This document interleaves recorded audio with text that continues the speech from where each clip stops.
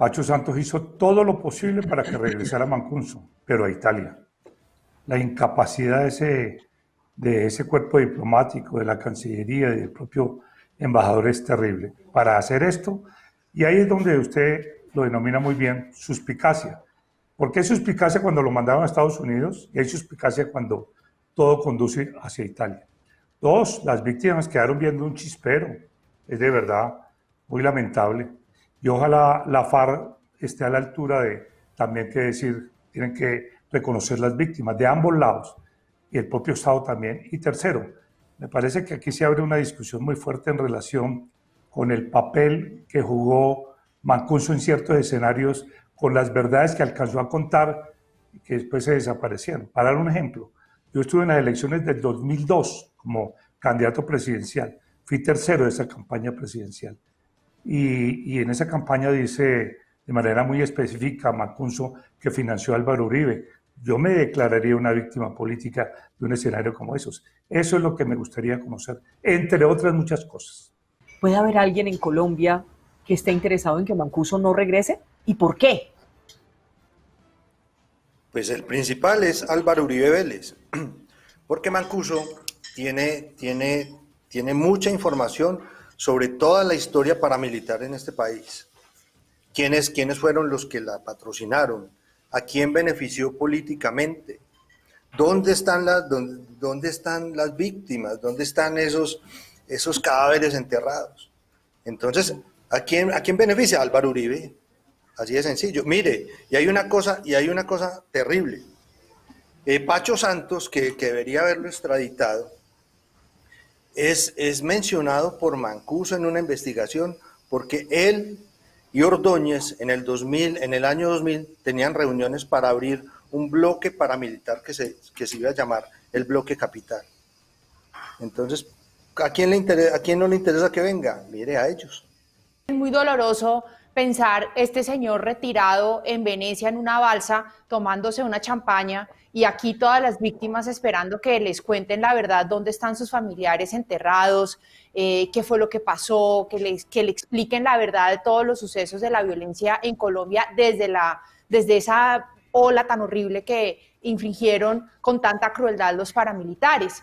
Mire, cuando uno mira el video de Mancuso en el Congreso, yo recuerdo, eso fue una vergüenza. Y eso mismo siente la gente hoy, y eso fue una visita, fue de visita un día y eso fue un escándalo nacional, me pareció terrible, me pareció una ofensa a las víctimas, me parece que dejó claro cómo estaba compuesto también en su mayoría el Congreso, y lo cierto es que casi que las víctimas en Colombia son revictimizadas cada día. En esa ocasión fue Mancuso, en esta ocasión son las FARC, en esta ocasión lo otro. Yo vuelvo y digo, mire, que se sepa la verdad de todo, que lo que tengan que decir lo digan, y que se haga todo lo posible para que Mancuso llegue a Colombia extraditado, cumpla esa pena que tiene que cumplir y diga la verdad. Y ojo que no solo es Mancuso, vuelvo y lo digo, son muchos otros los que todavía están allá. ¿Cuándo terminan de pagar cárcel? ¿Cuándo nos los traemos para acá? Para que paguen la pena en Colombia, pero para que cuenten también toda la verdad. Hay un hecho cierto y es que Mancuso... A mí me parece, Vicky, perdón que me le adelante, a mí me parece que esa visita de Mancuso al Congreso en ese momento, en vez de escandalizarnos, debemos darnos cuenta que era el fiel reflejo de esa Colombia de esos años en los gobiernos de Uribe. El 60% del Congreso era dominado por los paramilitares. Los paramilitares y el narcotráfico son un proyecto político en Colombia. Si no termina interviniendo una corte internacional, aquí a veces simplemente los bandidos se burlan de la gente, y aquí hoy tenemos un grupo de bandidos sentados en el Congreso que van a entrevistas a una corte para decir mentiras. Yo confío de todas maneras en esa corte y espero que esos jueces de todas maneras no se dejen y no permitan que se burlen del pueblo colombiano estos individuos que, como ayer, van a negar todo tipo de atrocidades. Más de 36.000 le voy a decir algo a Juan. Pero, Matador, dejemos hablar a Federico y a Andrea un momentico. A ver, Federico y Andrea, que estaban ahí como esperando. Como dice Matador, en este país por estigmatizar a la gente, la matan. Por hacer interpretaciones equivocadas, la matan y la masacran. El país ha evolucionado y hasta cierto punto pues ya no vemos tanta muerte en las calles, tanta muerte. pero vemos masacres en las redes sociales. Vemos cómo acaban con la dignidad de las personas, cómo acaban con la vida profesional, con su familia. Es exactamente igual. Entonces, qué importante que Matador diga, no me estigmaticen. Las mujeres tampoco queremos que nos estigmaticen, ni con ideales falsos de misoginia, de sexismo, de brutalidad, porque pues como hay un sector de los hombres que creen que las mujeres somos bruticas y como caídas del zarzo, ese tipo de estigmatizaciones son importantísimas desde la esfera privada hasta lo más alto y más encumbrado de la vida pública. Entonces, cuando tú vienes y dices que a nosotros no nos duele la muerte de un sector de colombianos, pues yo te soy sincera, me siento bastante ofendida.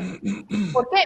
Porque llevo muchas horas tratando de explicar un punto de vista en donde lo que yo quiero es un país en donde haya paz, justicia, verdad, reparación para todo el mundo. Porque esta guerra en Colombia ha sido una guerra muy extraña. Es de colombianos pobres contra colombianos pobres, que son los que ponen los muertos.